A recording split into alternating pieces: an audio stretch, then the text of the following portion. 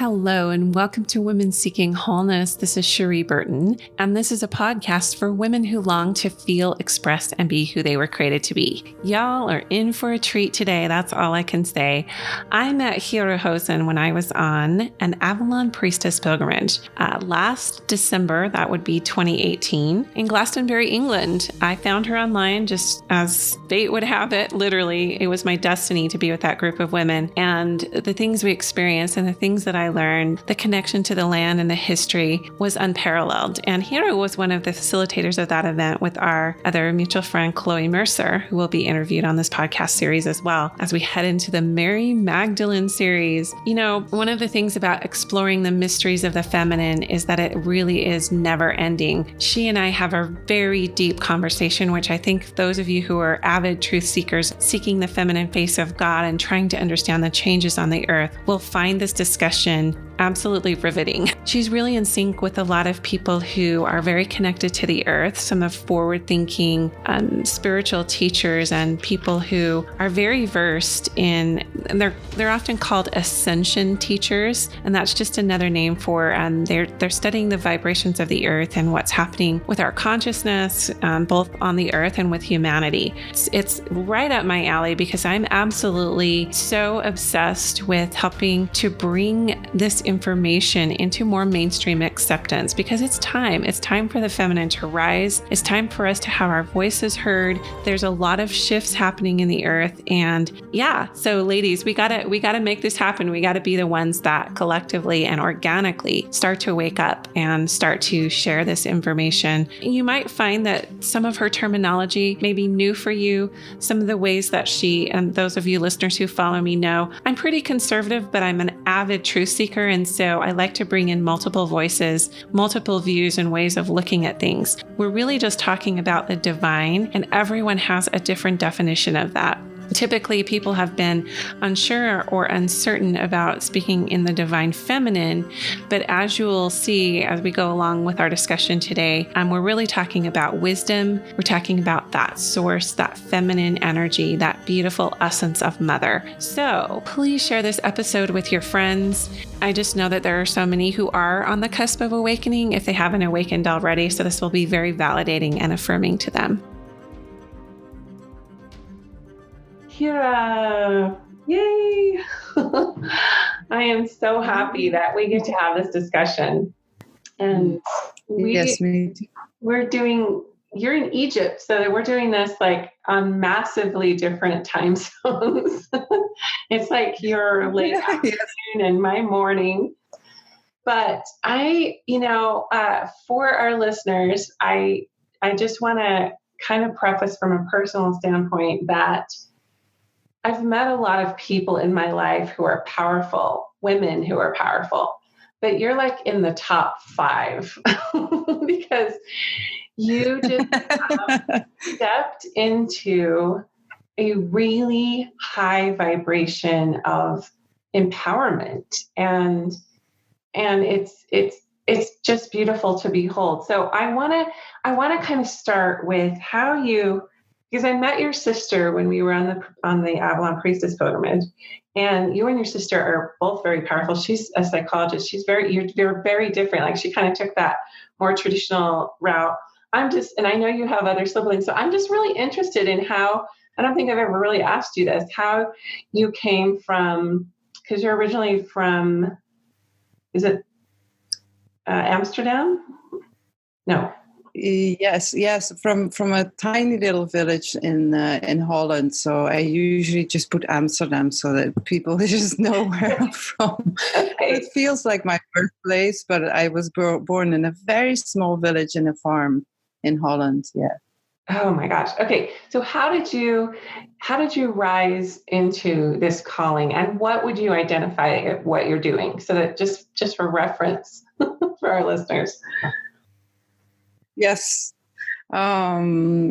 It's been a very long journey, like really long. I mean, I'm 45 years old, or young, or however you want to see it, but it feels like lifetimes and lifetimes and lifetimes of a journey, so so it's a little difficult to give the reference, but I went through Buddhism. Like I lived for a decade in a Zen temple with my family. So that is, you could call that my base. So the base from where I practice and the base from where I do the things I do in my work are always from this space and from knowing that everything is an illusion or a dream, however you want to call it. And from that perspective, everything comes forth. So at a certain point, I needed to kind of not break, but kind of go out of that temple and really take my authenticity as a woman and stand in my own power and come forth with my mission or the things that are calling me to bring forth. So even though I had to step out of that type of lineage, let's call it Buddhistic context, that will always and still be my base from where things are flowing. Because that really gave you a practice in being present, with presence and mindfulness and spirituality, correct? Correct, that's correct. And I still do that every day. So there's not one day that I won't sit down to meditate. And the funny thing is that we always, when we don't meditate, we think that meditation is a certain thing to do. And actually, you could call it a prayer as well. I like, for example, when you say that a prayer is like communicating with the divine, and meditation is like listening to the divine. So, but of course, when you sit down and you're listening to the divine, it's also communication, right? So, meditation, it has many, many different ways. There's people seriously like meditating while they're running or doing sports or painting or dancing. So I'm very practiced. So I used to sit sometimes even for 8 hours a day. So I have that base, but it's not something like specific that you have to sit down and lotus or do something for it. It can just happen spontaneously, to anyone. In that sense. Beautiful. Yeah, I've actually heard a quote from a spiritual teacher who said, for enlightened people, their very lives are a prayer. So it's that walking practice. So your daughter was born in this Zen temple, right? When you were living there. Yes, it's actually the moment she was born, she came home like 2-3 days after. And when we came home, we were still living in Montpellier in the south of France.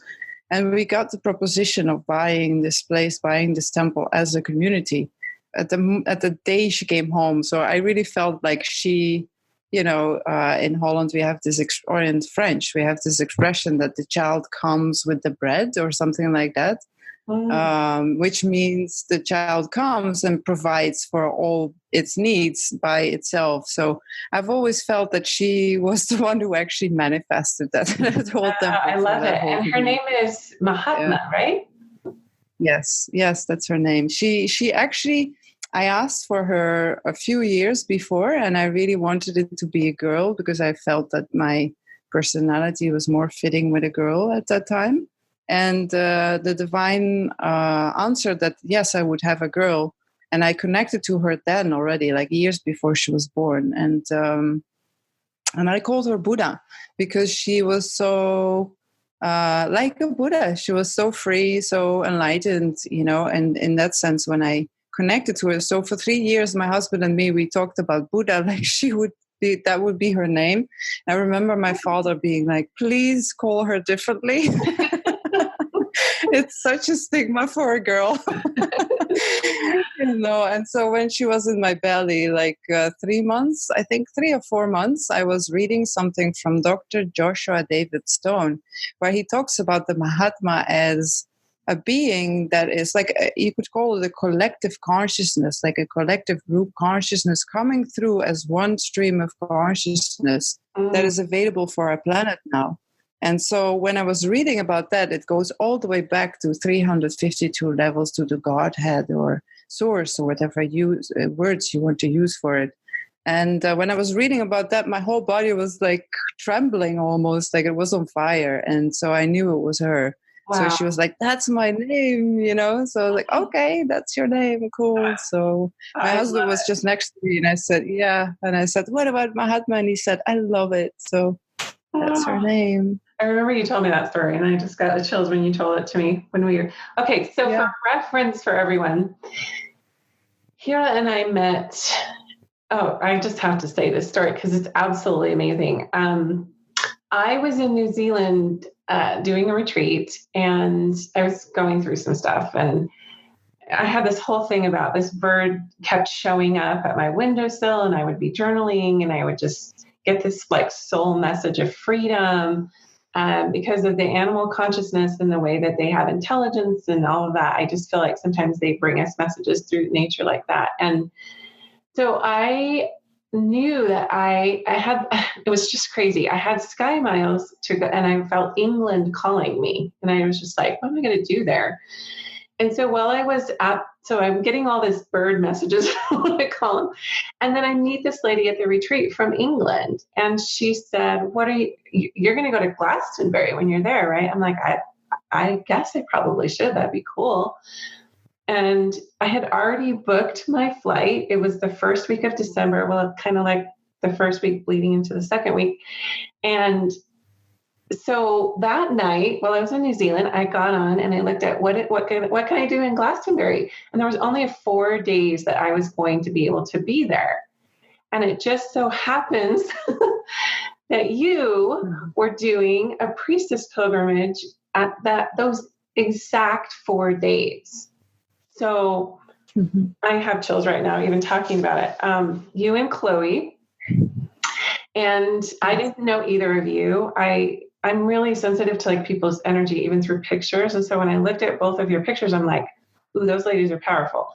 And this is so different. This is out of my comfort zone completely. So I just have to say that the universe literally put me on your path. And that experience in Glastonbury, we can kind of speak to that maybe a little bit, especially as we kind of move into talking about what is a priestess and kind of that mystery of the feminine. But, I spent a couple of days in London prior to, which was heinous because I rented a car and it was a stick shift on the wrong side of the road. But anyway, I rented a car and drove from London to Glastonbury and just showed up not knowing one soul. I think there was me and one other American. And I just entered a space that was so sacred right there at, what was the name of that? Abbey. Yes, the Abbey House. Yeah, it's a magnificent venue. Yeah. Yeah, and our backdrop was, and I always forget the name of it, but explain again what the name of that place was. The Abbey grounds. Yeah. So what was the history of that? Because even after I spent all that time there and we did the Avalon, we walked up the tour and all of that, King Arthur is said to have maybe been buried on the same grounds that we were at. And then there was the Joseph of Arimathea well, and there were all kinds. It was just such a rich seedbed of beautiful history. But can you explain what Avalon is? Because I still don't completely understand. I just know my soul was like, get there, have this, take in this land and this connection to the earth in this spot. It was just unreal. I was buzzing the entire time. Yes, it's very, very powerful. And I mean, there's still like legends and stories and information coming free from it. Yeah. So once you dive into it, you will find millions of different versions and stories. As far as I can understand it, or I can feel it, or tap into, is that when apparently Jesus was traveling quite a bit. Like he went to England and he went to like different places, India. And so when apparently he was in England, he met with the Merlin at the time. So Merlin is like a title. It's not only one Merlin, but all the high priests or wise men in the Druid tradition. They're called Merlin. So he met up with Merlin, and he started like the very first foundation of what he called the way, which doesn't mean it necessarily has to be a church or anything like that. That was like really came after. It's not, you can't say Jesus was a Christian, because he wasn't. He was Jesus. He has his own story. Like, it wasn't existing at that time. So he was very in contact with the Druids and a lot of ancient knowledge. And so it is said that it was in that place, exactly like Glastonbury, that whole area there, with the mists of Avalon. Like, a lot of stories are about the mists of Avalon. Mm-hmm. And so the whole family, like the whole inner circle that was around Jesus, which was, by the way, not only his 12 disciples in men, but also 12 disciples in female. So there was these whole groups, and this was the inner circle. And you have the outer circle, with which are, again, men and women. There was a beautiful balance in the masculine and the feminine energies. So also after his crucifixion, Mary Magdalene and his mother Mary, and his grandmother, Anna, grandmother of Jesus, they all moved into that direction because the grounds of Egypt and Israel and Palestine were not safe anymore. So it's like you could see it as a foundation of their work, and you can really feel it. I mean, if you're sensitive for it and you arrive there, I call it Goddess Town. Glastonbury, I call it Goddess Town. Exactly because it's you can feel. Yeah, you can feel the goddess energy so much there. It's really still respected. So it's like over 2,000 years, that energy has been respected. That energy has been protected. And so there is some stories about the Abbey ground protecting the ancient texts, because when the Christianity came in, unfortunately, there was, you could call it a schism in between Mary Magdalene, that she was supposed to continue the teachings as the way. But also, let me see, because I think it was Peter, I'm not sure, the one that he called the rock of the stone, the rock, yeah. Yep. So he was supposed to do like more like the obvious in the vision, like people see him doing that, and then Mary Magdalene was supposed to do more the mystical part of it, like the hidden part of it, which means it needed to be more protected, more safe to develop in that sense. So what happened was that I want to just speak to that for a minute, because I've done some research around that too. Yeah. And what you were saying with Peter being the solid, the rock, the tangible, the physicality, that really strong, masculine. And then more of that, like you're saying, Mary's role was more of the mystery and the feminine, the intuitive flow and the nourishment of the word, or the way, which is love, correct? Would you call the way love? I mean, would you say that I mean, there's more to it, I'm sure, alchemy and all kinds of things, but love? Well, I would just call it like they called it, the way. Because you can call it love, that would be more like a female expression of it, but light would be more of a male expression of that same way. So it's like love, light, joy, trust, beauty, confidence, all of it, all the words you could give it. So I don't know, I would just simply call it the way, as they called it back in the days, yeah. Anyway, like a lot of this information, you can find it in the book it's called Anna, Grandmother of Jesus, and it's written by Claire Hartsong. So I actually read that book about 3 months. This is what's crazy. I read that book about 3 months before I was called to Glastonbury. And I don't think that I would have had the same experience there if I didn't have that context. Because I've always been really fascinated with the lost years of Jesus. I know that I've always felt like there were records and texts and things like that. But from what I've learned, the feminine held the records in their bodies. Is this correct? Because all of the texts and things were being burned and destroyed. Tell me a little bit about what your feeling is on that. Well, my feeling is that it's general now. So it's like the new coming of the Christ, in a sense, is not about one person. It's about the whole collective of our humanness, all awakening together in that state of being a Christ, in that state of being Mary Magdalene, in that state of being Buddha. It doesn't really matter anymore how we call it, because it's a state of awareness. It's a state of consciousness. And so it's not only women that for sure we have carried it in our bodies forward, but it's also the men. Like, they have really supported us in that sense. So it's like through the ages, through the last 2,000 years, we've had it what we call in our light codes. So this is like, it's a little technical, but in your DNA, there's a subatomic level in your DNA which has certain light codes. And so we have been carrying these, not awakening them because it wasn't the time. But now, like 2012, 2019, even I felt them starting in my own body around 2000. All these light codes are awakening. So that's why a lot of people will be attracted to this awakening because they don't know where it's coming from. But actually, when they start searching and they start getting the right information at the right time, and the synchronicity, the way that you were brought to different places and meeting different people, it's because those light codes in your body are awakening.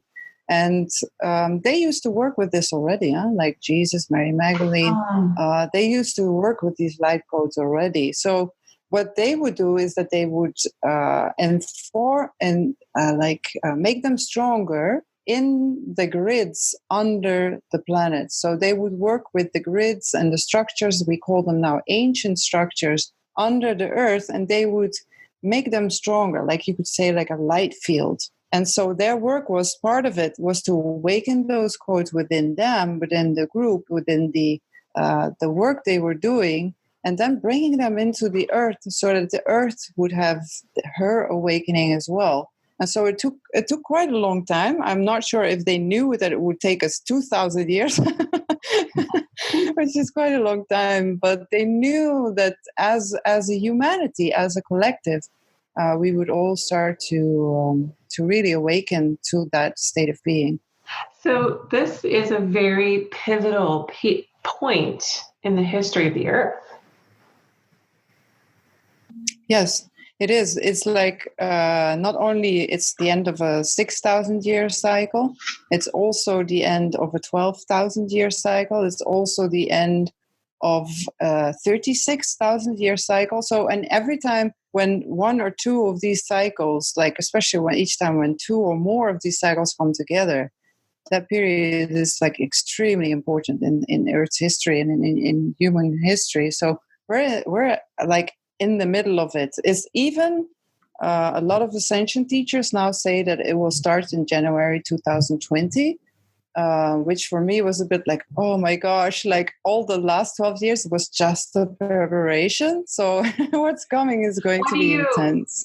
I've had that month come to me. It's really interesting because the number 2 is kind of a lot of stuff comes to me in the number 2. It's kind of like my synchronicity from the divine. It just shows up a lot. And so I kind of felt like that was going to be leading us into the year of kind of that, more of that feminine, especially leading into 2022.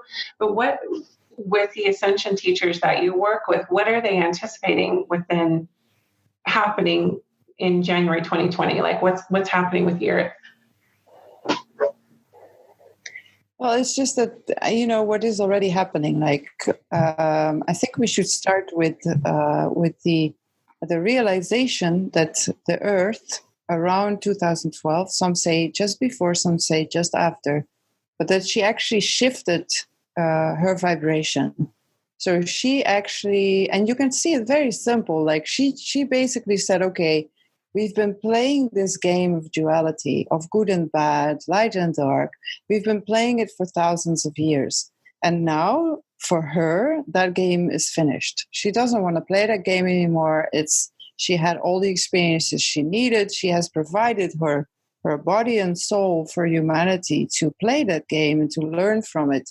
And now she has moved on. So that's already like 7 years that she moved on to a new level. You could say the earth has ascended.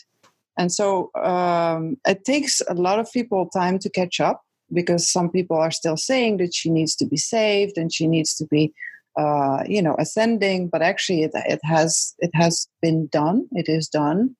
And so that changes everything, right? Because that changes that everything in that dimension is the same as it was, with one exception. And the exception is that we will not indulge anymore in low vibrational behavior or acts or thoughts or feelings. When they do come up, like, of course, we all are processing our pain and our suffering from the last thousands of years of slavery. So it doesn't mean we don't feel it anymore, but it means we don't indulge in it anymore. And we heal it. We heal that pain. We heal the suffering. And so in that sense, the earth has ascended. So what happens is that her vibration will rise and rise and rise and higher and even more higher. So you can see it as, like a pressure cooker. So we're inside of a pressure cooker, and the pressure is going to go up and up and up and up. And so anything that you're carrying within your body, within your emotional body, within your ego, within your whole body, mind, soul, heart system will get pressured. It will have to get out. It will have to be seen. It will have to be healed. And so the people that want to do that work, it goes quite fast, I have to say. Like, I see people healing now things that 10 years ago it would take them lifetimes, and now they're just healing it very fast. So if you're open for it, this will be a joyride. Yeah, I felt like that really has happened to me. That's one of the reasons I was called to the Priestess Pilgrimage. Just to intersect here or interject, you did a process for our group, and it was kind of a chakra clearing, but it was very, very intense. I don't know how long we were there. We were all laying on mats, and it was really like your energy really supported the group. But I swear I dumped years, probably generational stuff from my DNA into that space that day. It was like, whoa. And I remember you saying, it's okay, Glastonbury, she can hold it. She can take all your crap. Like she'll hold it. She'll just get it out. And yeah, that was amazing. So I just wanted to put that in there. Okay, but I want to ask you, when you say that Mother Earth has shifted, she's just done with the duality. Can you talk about that a little bit? Do you mean like old traditions, like the patriarchy? And what do you mean by duality? Do you mean just like low vibration, high vibration, or maybe everything in between what I just said? Well, it's kind of like the way that I look at it, the most simple. It's more that it's about the power over others. So we've lived a life where we have given our powers to the authorities, and we have given our powers to religions, and we have given our powers to financial systems, pharmaceutical systems. We have given our powers to our parents, our cultures, our, whatever it is, we have just been giving our power away constantly. And so this is what we're changing. So this is that duality game of light, dark, of someone having power over us and we giving our power away.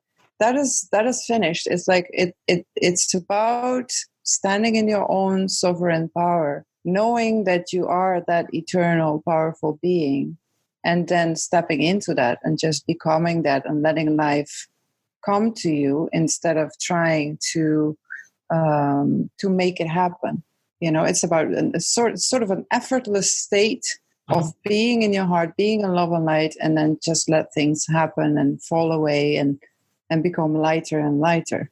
So So yeah, you can see it in vibrations. You can see that for the lower vibrations, so those people and those institutes and those entities and those beings that really want to continue that game of power over others, control, all of that, governments, like the whole thing, then they can, but they can't do it on this earth anymore because her energy is rising. So can you imagine that you're a dark being and you're now on the planet? Like, you're not going to be able to hold your energy. You're going to want to exit, because when everything, like when you're a dark being and you're in a very high frequency, it's painful.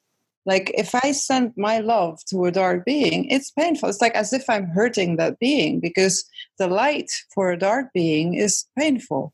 Yeah. So it will be a process that is happening anyway, that we don't really need to do anything for. They just won't survive. So it will take another maybe 1 or 2 generations, but then it will be done. Really? So you think in the next 1 or 2 generations, it'll be like a mass consciousness, sort of unity consciousness? Yes, it will be completely purged. And there's even people that say but remember that what will happen is what the human collective wants us to experience. So there's a lot of people waking up everywhere and they're tired. They're like, can we just get on with this? So if there's I see the weary and the depressed people, like the empaths who just take on all that duality, like they have a high vibration, but they're feeling the shifts in the earth and the darkness and all of that polarity. And it's been really hard for them to, process. Yeah, so imagine that if there's like 70% of the awake people on the planet that say, we don't want to wait another 2 generations, we want it to happen now, then obviously it will happen. But me personally, I stand for a smooth transition. I have a child. I see the complexity of the world that she needs to deal with is enormous. I didn't have all that when I was a child. So for me, I wish our transition to be as easy and as smooth as possible. So in that sense, yeah, maybe it's tomorrow, maybe it's in 2 generations. I don't decide. I let it up to the divine, but I pray every day, seriously. Like I say, well, can we please go into the highest possible vibrations, but may we do this in ease and grace and smoothness. So whatever that means, if it means like there will be some kind of shift, like, I don't know, like this planet happens in two, like it splits in 2. You have one parallel universe where people think that they're still continuing, but they're actually in a parallel hologram of the earth, then that's possible. And then the other people that go on the planet as she is, the ascended earth, they will definitely have a more peaceful ride. But for me, I try to hold space as long as possible for people to change their mind as well. Because 10 years ago, I wasn't ready to make a choice. Yeah. I absolutely wasn't ready. I was not ready for a closure at all. I was like, no way. I need to have my sexual experiences of duality, and I need to do this and addiction. And I had so many things to come to closure with that I needed more time. So me, I'm more of the people that say, I will hold space. If I need to hold space another 2 generations, but then more people will jump in the new timeline, I will hold space. For me, it doesn't need to be tomorrow. But for sure, I have days that me too, I'm very tired, of the density of this world, the complexity and the duality that's going on. It's not easy, but it's really but I prefer. Yeah. It's easy to get sucked into because a lot of the relationships we have are people that are still in the struggle and the lower vibration, and they're struggling because of exactly what you're saying. They're struggling because they're in that pressure cooker and they just are ready to explode because they don't know how to release that emotion and all of the stuck energy. Because we literally are right now, the people on the planet, we are the living benefactors of the millennia of generational lineage before us, of many of the things that weren't cleared. so kind of when you were talking about Yes. your daughter, and I look at other children, I mean, I have young adults and then two youngers, and the young adults, like I swear they came into this world. They didn't care about systems. They didn't care about really religion and the dogmatic view. They didn't care about government. Like, it's just like, why can't we all just get along, love each other, and get to the task of healing the earth? Like, they came that way. Mm-hmm. and then my younger two, who were like 4 and 6,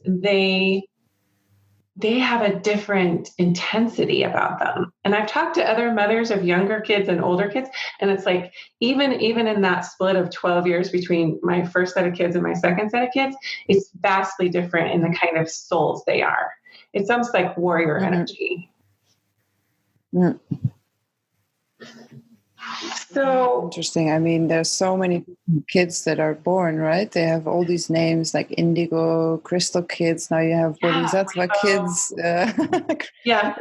So tell me a little bit more about the January 2020. And then I want to talk a little bit more about the high priestess archetype. Tell me, in your explanation of, given the shifts that happened around 2012, now we're 7 years later, and I believe 7 is another pattern that comes to me a lot. And this has been a really, really interesting year for me.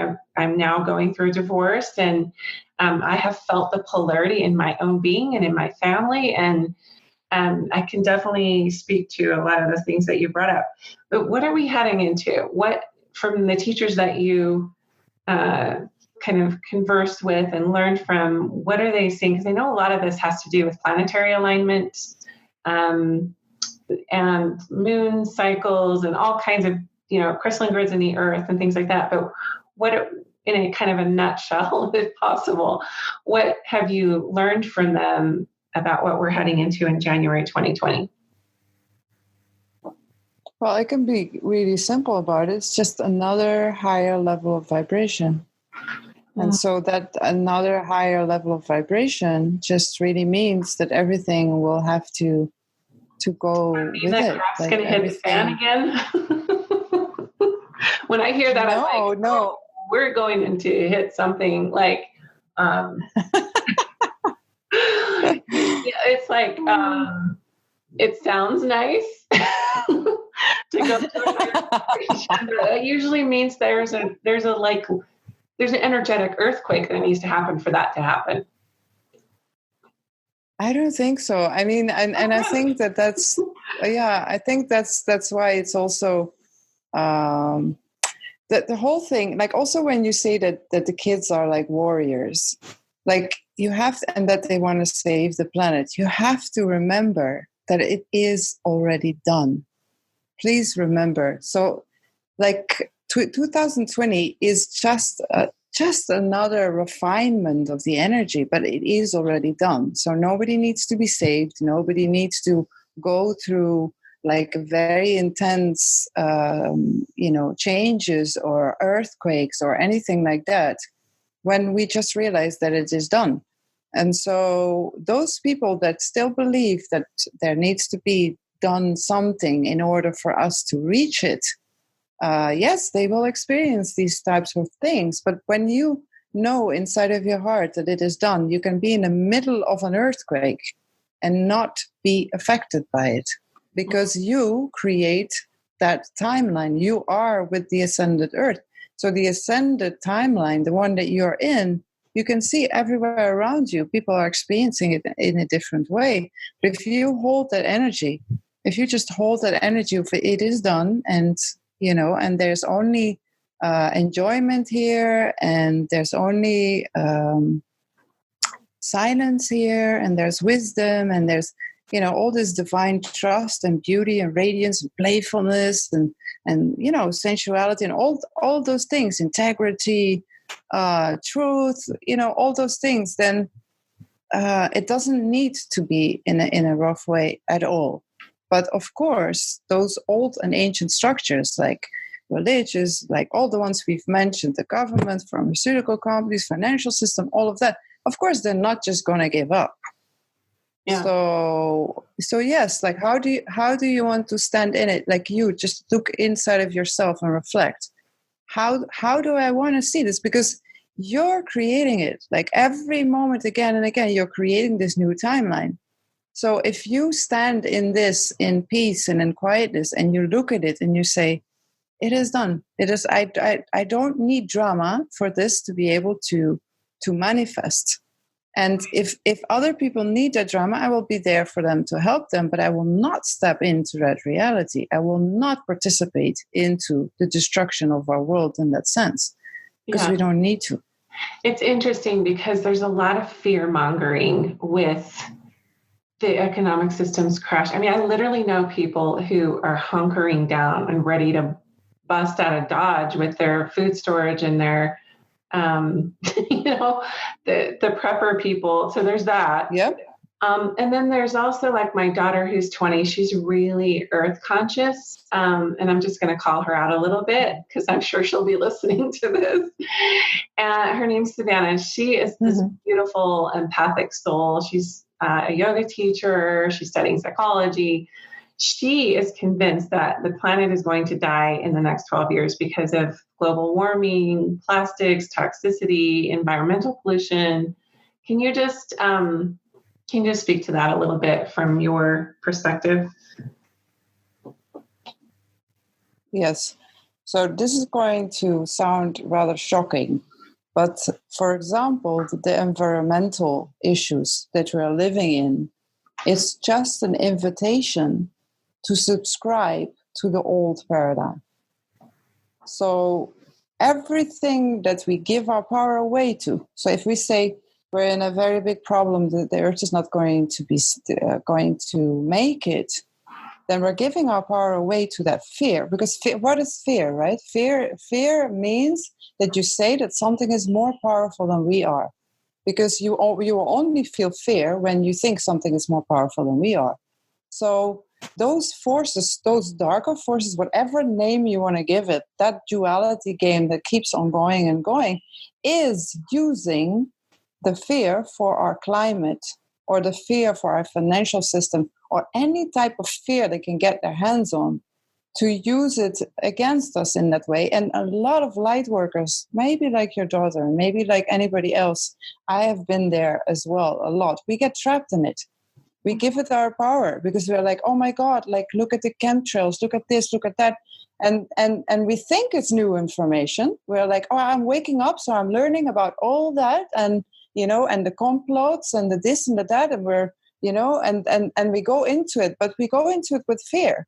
So it's again another layer of trying to make us subscribe to the old paradigm. So the earth, in that sense, she does not have to be saved. The earth is so strong, so incredibly powerful that she will survive this easily. Easily. I don't know if you've seen, I've posted something on Facebook where there's this couple that took a whole island or something like that. There was nothing on the whole island. And they started planting trees and trees and trees. And then you see a picture 19 years later where the whole island has changed. There's a lot of endangered species of birds and reptiles and everything on that island. So, of course, we can heal the earth with our help. But even if we just don't help her, she is so incredibly powerful. She allows us to play this game. She has said yes from the beginning, and she will heal herself, and she has healed herself. And maybe so there is nothing to be afraid of. There's just to trust and to make your connection stronger to the earth.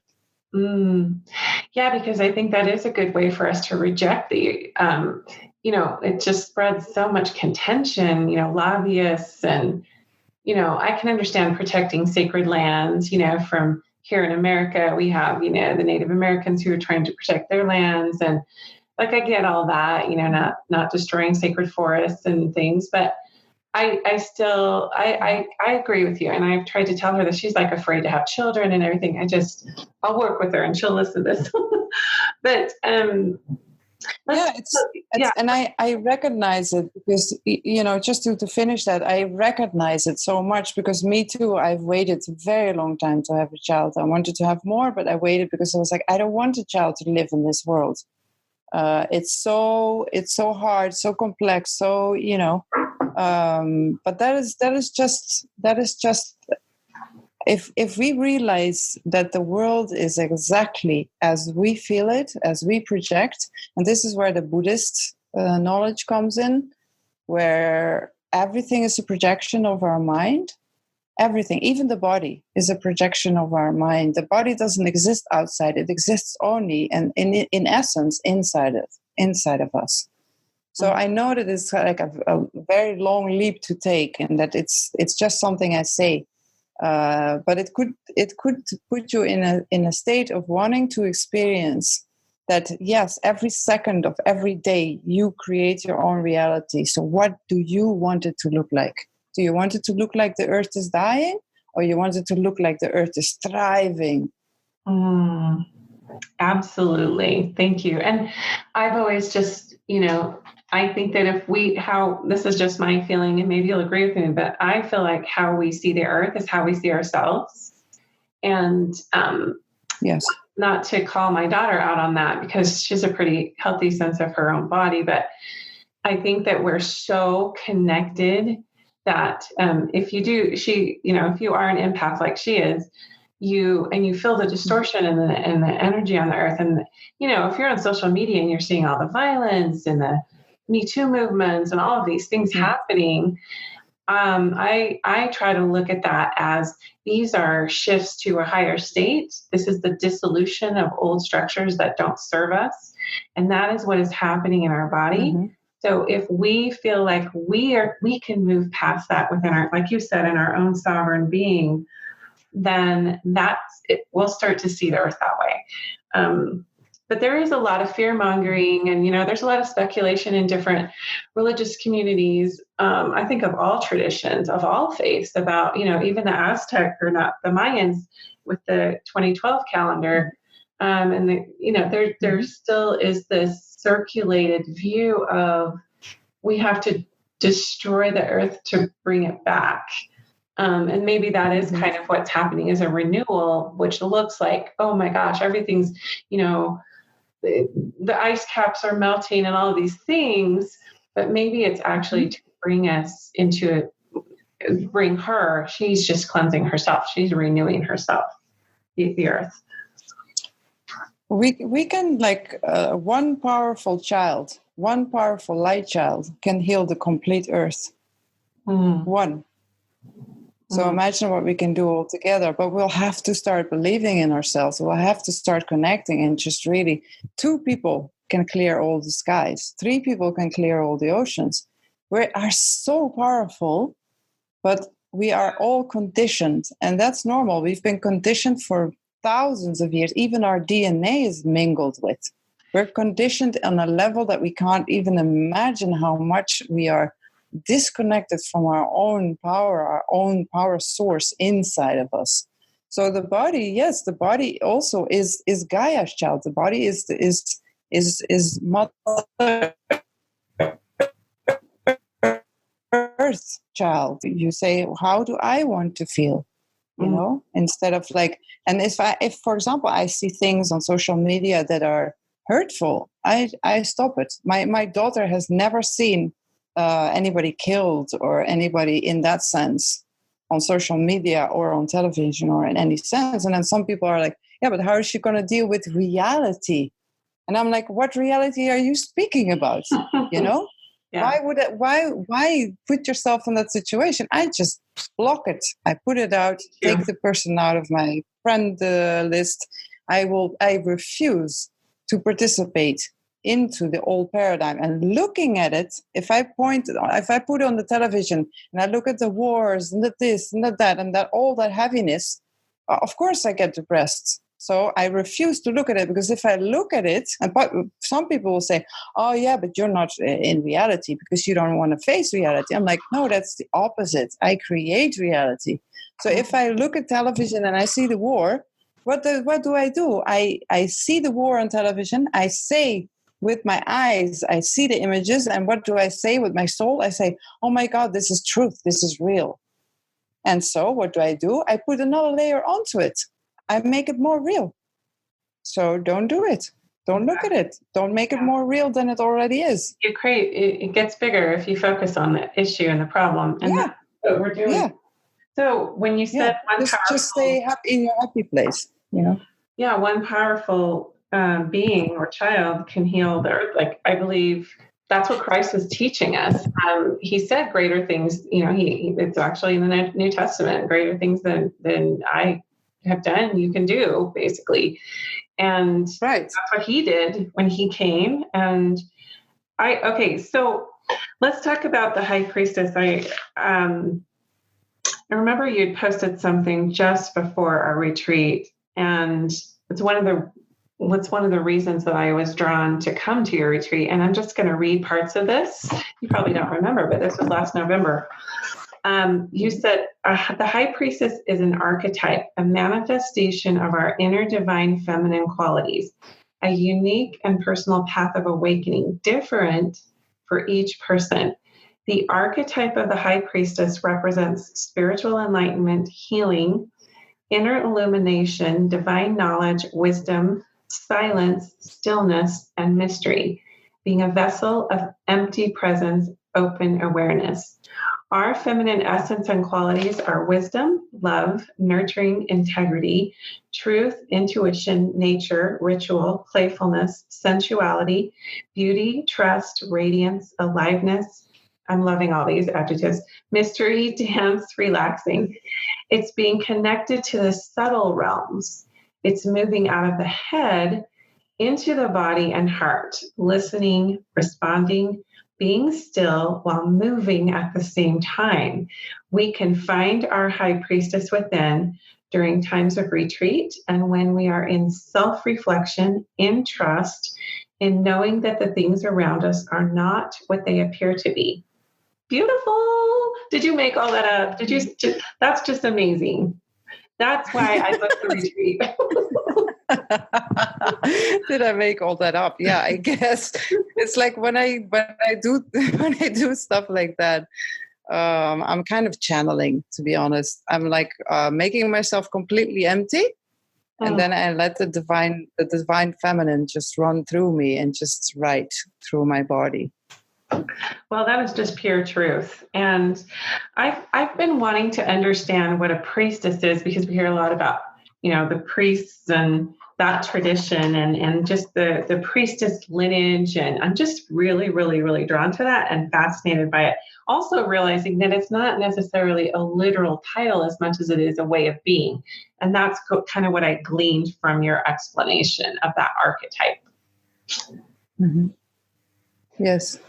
So I remember when we were in Avalon, and there were some really cool things that happened there. Like, truth is stranger than fiction. I'm here to tell you. I'm sure you know that too. But just the things that showed up for us there, from nature, the rainbows that kept coming, and we would take pictures, and there would be these little orbs in the pictures. And to me, it was just, I have a really sensitive crown chakra at the top of my head. It'll buzz a lot. If I'm in a situation where it's just a higher vibration, I can feel it in the crown of my head. But my whole body was like that when I was there. And some of these women from all over we had women from Italy. We had women, from where you are from, in Holland. You live in Egypt.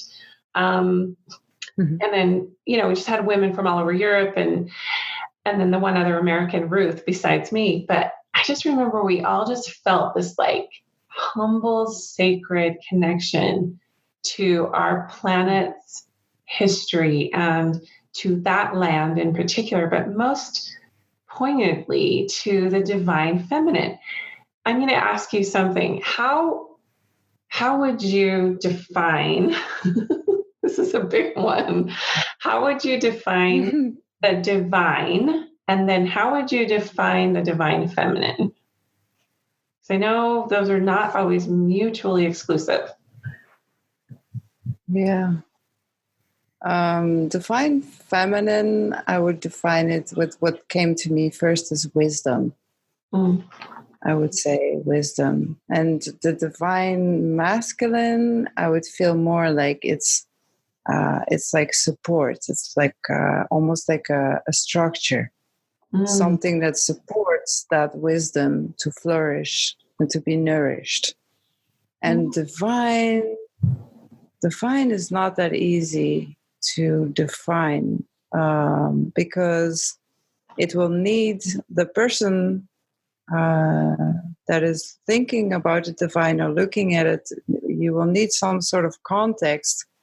But if I look at it really simply, I would say the divine is something higher, like a higher vibration than what we can maybe understand even. So that there is something higher, and there is definitely something that is leading or guiding our experience. This is kind of what I would call the divine.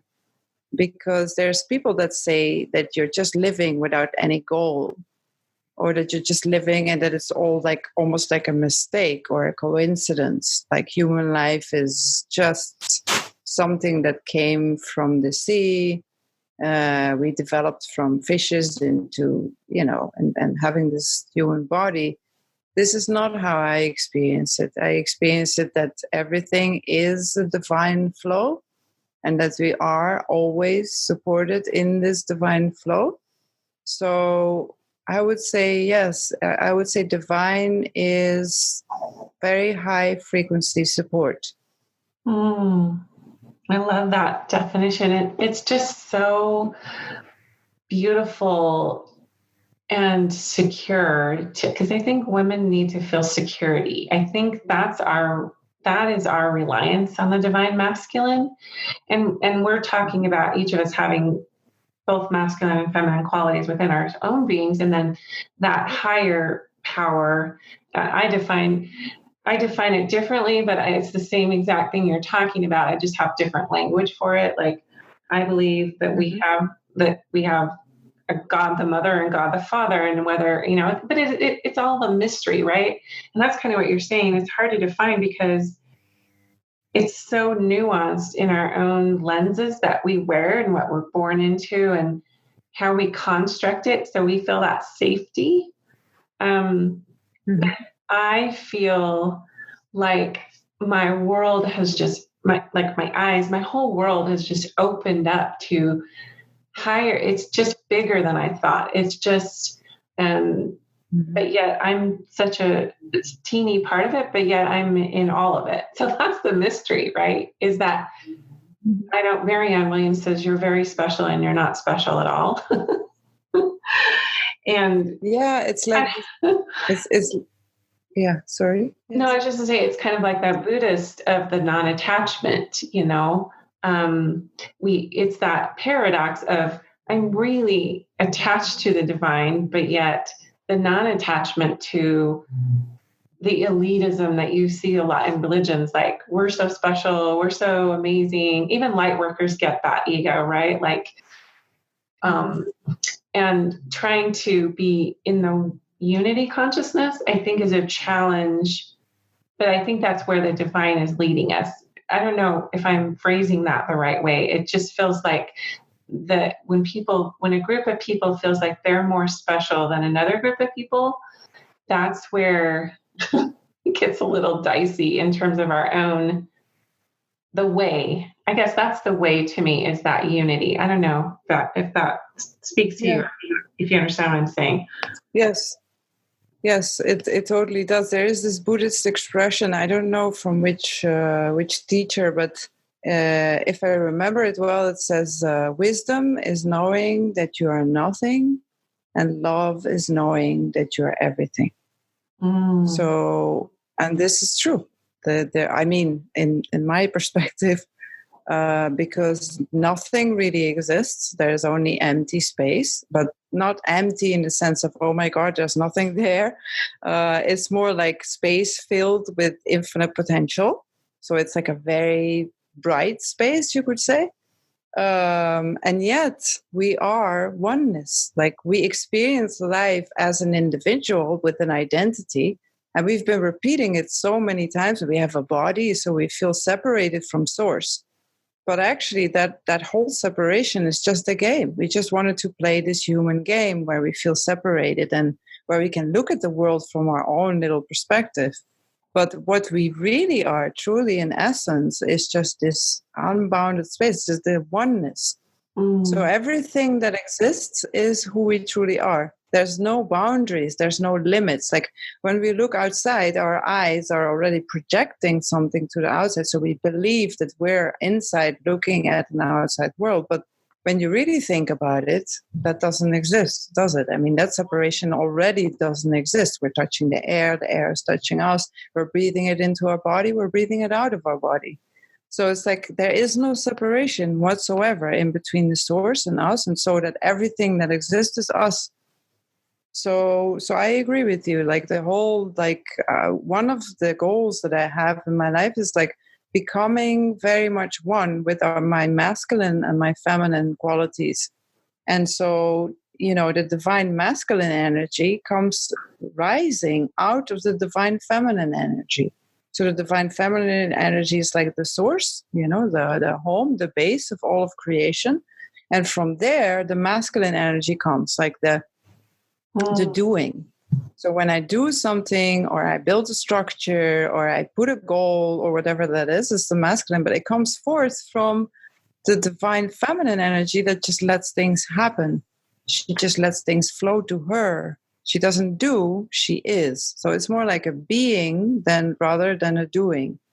That makes so much sense and I think that the paradigms that we have in a lot of our spiritual systems kind of have it backwards, and our governments, as soon as we come back to wisdom and we put women in these meetings of higher level thought, spiritual, whatever, and we see women prophetesses and high priestesses, leaders, mothers, female light workers, as soon as we put them as the source, and not in an ego way of like, hey, we get it and you don't, but the wisdom in men, when they let that flow and they let their divine feminine come out, but especially actual women, who are aligned, that come into these structures. I think that unity consciousness that we're looking for lives there. And like you're saying, it springs out, but we've got it backwards, don't we? Like we think that it's a top-down structure of men in these higher positions that are kind of, I don't want to say controlling, but they're not looking at that wisdom home base of the feminine, that beautiful flow. There's too much regimented rules and laws, and you know what I mean? Like just, it doesn't flow. It's not flowing, and we wonder why we have all these problems. Mm-hmm. Yeah, it's like this, but we remember we are not victims of this structure. Like we wanted to, as a human collective, we wanted to experience as women to give our power away to men and then to see what men do with their power. So somehow, I don't know, thousands of years ago, or I don't know exactly when or where or how or what, but we as women gave our power away to men. And we wanted to play that game. We wanted to know what it is that others have power over us. And so now we are kind of taking back that power, but we don't need to do it in an aggressive way or even saying this is not working or whatever. We can just do it from a state of being and just kind of move beyond it. And it's an inner work, right? Like we all have to do it in our inner beingness. Like I believe that what we solve, what we heal inside of us is much more powerful than anything we can do on the outside. Anything. Amen, sister. You are so fascinating. And I think we've covered a lot of ground here. This has been really enlightening for me. I just loved everything you were saying. I know that there's like different language that I've used for this, but it's the same thing that you're saying. I'm just looking at it in different vocabulary. But I definitely see, because I am in the arena with emotional healing, not just in my family lines, but within what I do professionally, which is like workshops and seminars on emotionality and the divine feminine. And it's so apparent to me that flocks and flocks of women and men, but I mostly play in the space of helping women and facilitating women, are feeling this shift. They just don't have language for it. They don't know what's happening in their bodies. They don't know why things are crumbling around them. They feel like victims a lot of times, but yet they feel that empowerment rising. They just don't know how to let that flow. So what are just a couple of simple things? I mean, you mentioned meditation, but what are some simple things that a woman who's maybe in the midst of an awakening, what have you found to be great supports to facilitate that full awakening where they feel the support and the security so that they can just wake up and be who they are, be in their sovereign being, in their sovereign body? Well, what really works for me, and that's really simple, but it's just to slow down. Just to slow down, because our times are changing. Everything is going faster. Even the time itself is accelerating. So the 10 minutes now is not the same as the 10 minutes it was 10 years ago. So the time in itself is disappearing, but the events are accelerating. So the way we experience time now and the way we experience the reality now is very high paced, very high paced. I mean, I see people being exhausted, to be honest. So don't go into that awakening with that exhaustion, because the awakening in that sense will not help you. Like, we don't need to do anything to awaken. You don't need to do special workshops. And I give workshops, so I'm happy when people come to me. But in that sense, you don't need to do anything. You don't need to go anywhere. Just go down. Like, go into your heart. Take moments in the day when you're like, you feel your body is tense. Okay, so you just slow down. I know that everyone is like, yeah, but how am I going to make my income and my job and my children and everything? I'm not saying just stop living. I'm saying slow down while you're doing the things that you're doing. Like, sometimes you can, I don't know, just take a silly example. You can do the dishes, and you can do it in a very high pace, like kind of maniac way. Like, you're like, these dishes have to be done. You know, you're like in your head, you're thinking about 100,000 different things that you need to do tomorrow and yesterday and this and that. That's exactly what I mean that you want to get out of. Like, you want to slow down your thoughts, slow down your actions, slow down your communication, speak less, do less, think less. And then you come into a space where the awakening. Don't you think you just get a lot more done anyway? That's the paradox, you know? Like, if you're in frenetic energy, completely.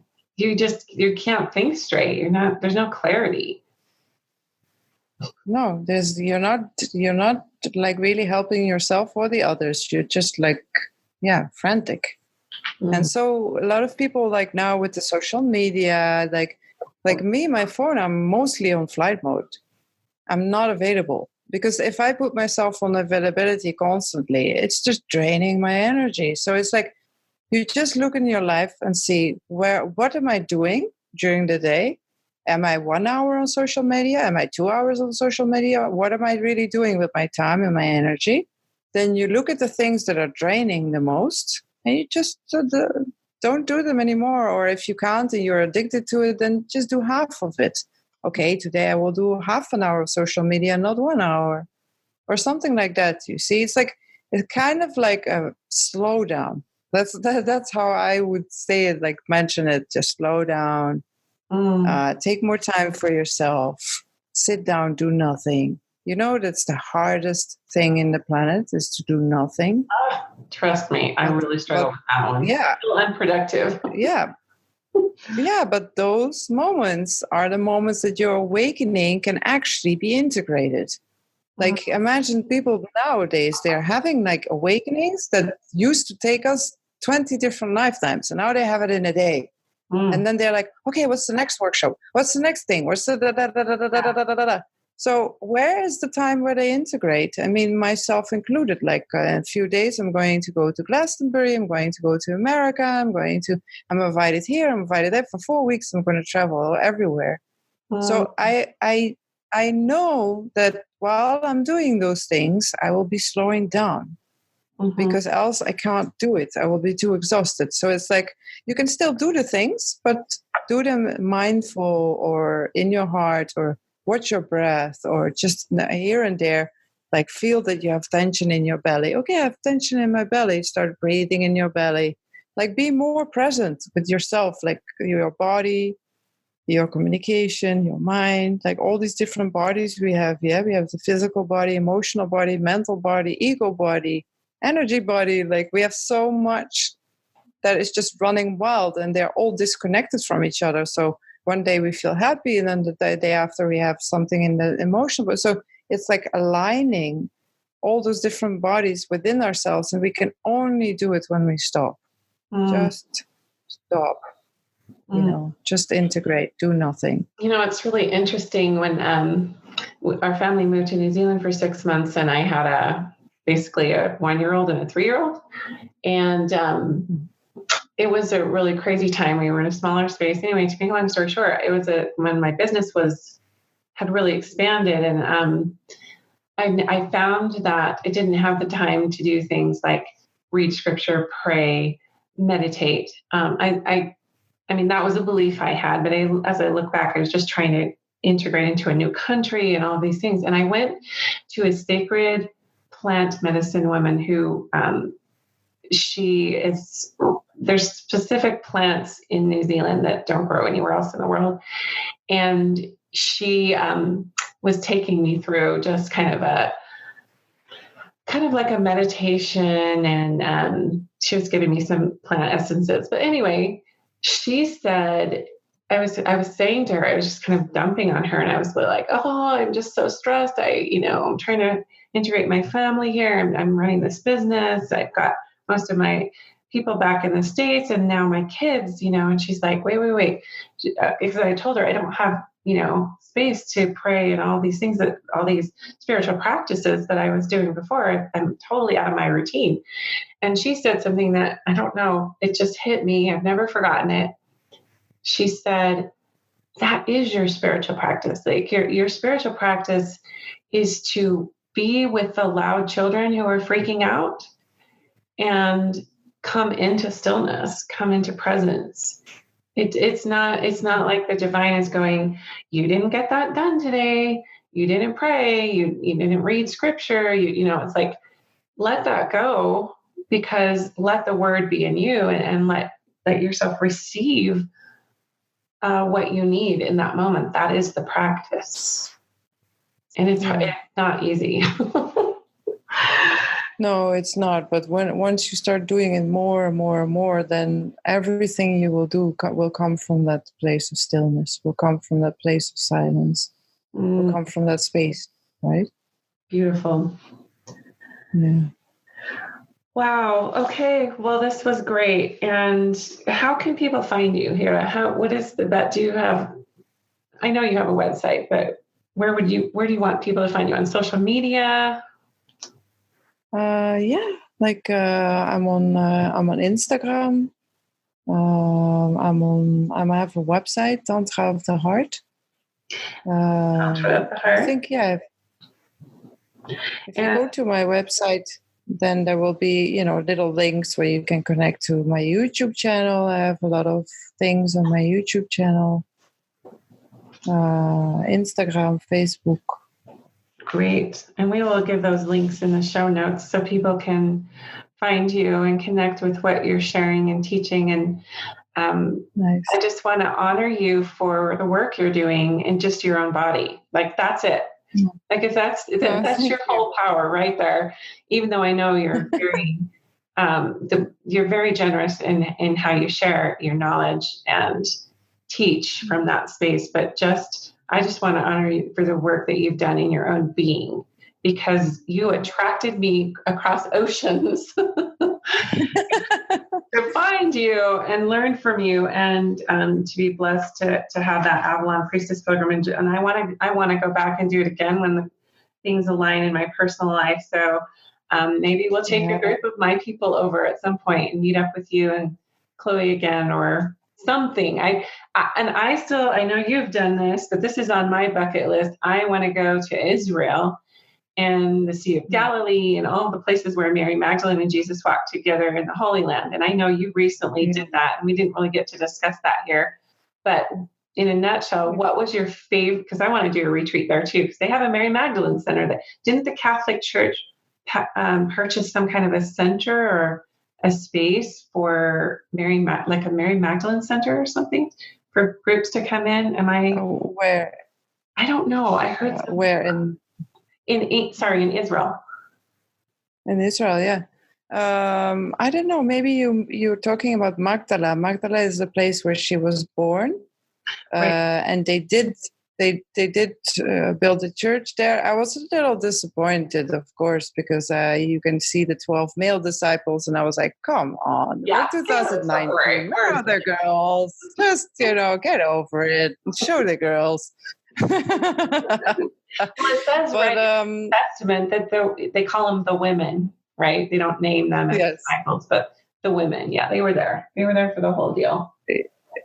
Yeah. Oh, yeah. No, completely. They were like holding space. These women have been reincarnating lifetimes after lifetimes, coming from the lineage of the Isis high priestess, because they knew that the women would have a tougher job than the men, because already it was a patriarchal structure then. So they were really, really well tuned into each other, because they had been thousands of lifetimes going together. So yeah, for sure. I'm not sure if you mean that, but yes, they have a center there in Magdala where you can see one of the cornerstones of one of the ancient structures that is there. It's really beautiful to visit. And like for the moment, I don't know if I will do another tour. Like I have to say that I'm so open these days that I have no idea what I'm going to do next. But I'm always open to bring people there, even do private tours. Like we don't need to go with a huge group. We can just go with like a little group of friends. I can bring you into Egypt, can bring you into Israel, would be my honor. Or just, go visit it. It's called Magdala. Magdala. It's beautiful. That's how she got her name, Mary Magdalene, Mary of Magdala. Well, yes, Mary of Magdalene. Thank you. I know you're Egypt, you're Egyptian goddess over there, you spreading the light. Yeah. Egypt is also on my bucket list. That's going to happen. I'm not sure when, but I know that I need to go there. So many ancient mysteries of the feminine there. That's a hot spot too. But I just thank you for your time. And definitely we'll stay in touch because I'm following you. Yeah, I will never. When I think of you, I think of your curly hair. How your hair was like all curly and everything because of that. I know. I remember I was like, dude, what does this mean about me? Like my energy just, and especially when I travel, it's just like wild woman. Yeah, lioness. Like there's this lioness feeling coming out. Yeah, I love it. It's the bane of my existence. I got it from my grandmother. But I'm learning to work with it. But yeah, I remember I came up to him like, look at my hair. Yeah. I'm like, and you're like, no, come on. This is you. Yeah, just drop it. Just enjoy it. Yeah, it was so beautiful. So beautiful.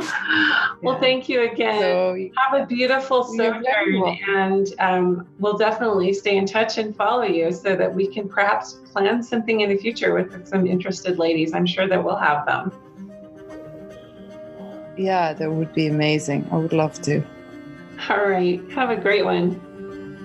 Did you not love how she talked about one powerful light child can heal and clear the whole earth? I loved that. I love that every second of every day we create our own reality. We are the creators of our lives with the divine because the divine is in us. God is so close. Again, however you define God or the divine, some people have a hard time even with the word divine because they think it means something supernatural or superstitious or whatever. But the terminology is less important than the flow of it. And being able to tap into that inner wisdom, that knowing, that higher vibration, leading and guiding our experience so that we experience just a beautiful flow, the divine dance in our lives. You'll want to stay tuned because next week we have part 1 of our Mary Magdalene series, and we're kicking it off with an extra special guest, Sarah B. I'm actually heading out to her retreat this July, and she is an amazing Harvard-trained theologian and has written about the Magdalene, and it has a very beautiful experiential take on how the Magdalene is so present with the feminine energy and the feminine presence of the earth today.